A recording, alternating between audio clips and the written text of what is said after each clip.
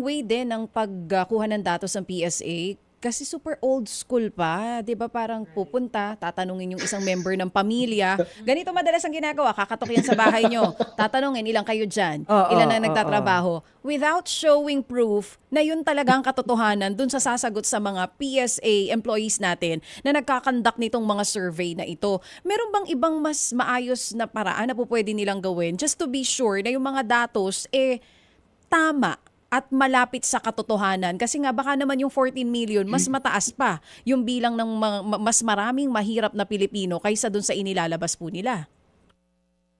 Ah, na, alam niyo na, minsan nakatukan na kami. Kaya medyo hiniwala kami na ginagawa talaga ng PSA yung old school method na yan. Ang tagal, siguro mga isa't kalahating oras kami sumasagot ng questionnaire.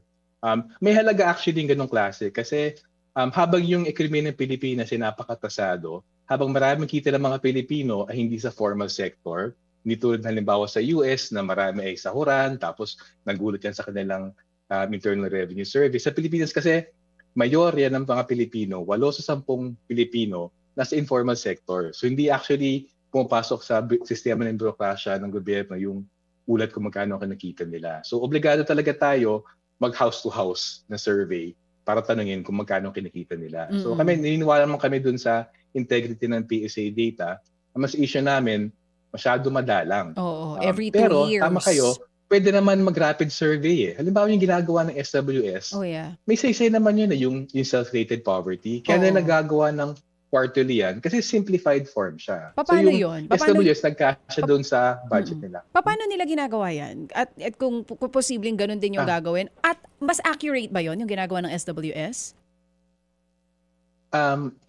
Hindi actually kasi yung SWS may about 1,500 respondents sila. Oo. Tapos may simpleng tanong lang doon, mahirap ba kayo hindi or nasa taas ba kayo o sa ilalim ng kahirapan?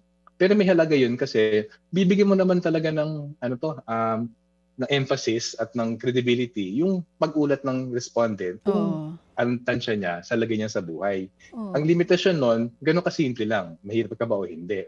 At kaso, kaya ganun kasimple na yung SWS, sobrang magastos mag-survey eh. Pero yung gobyerno, may pondo siya. Kung may 13 billion pesos ka na ibibigay na 1-year kontrata sa mga diskaya, alam mo, magbigay ka ng 1 billion pesos a month para sa matitinong poverty surveys para lagpasan yung ginagawa ng SWS, mas may detalye. Sa amin, yun nga, kung gusto sabihin ng gobyerno, umubra o hindi yung anti-poverty measures, lalo na sa panahon ng krisis, kailangan mo na mabilis ang survey na masinsin.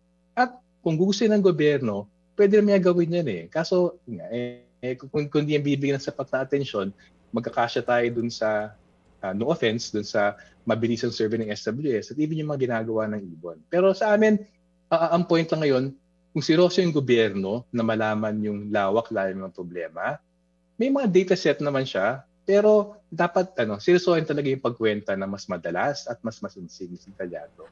Mga kapatid, para sa iba pang mga balita at impormasyon, sundan niyo po kami sa X, Instagram, Facebook at syempre sa TikTok, True Network PH. Mag-subscribe din po kayo sa aming YouTube channel, True Network. May website din po tayo, truenetwork.ph, at pwede nyo rin po kaming mapanood sa Channel 19 ng aming True FM TV. Lagi pa rin makinig sa radyo dito po sa 105.9 True FM dahil dito, lagi true sa'yo, kapatid.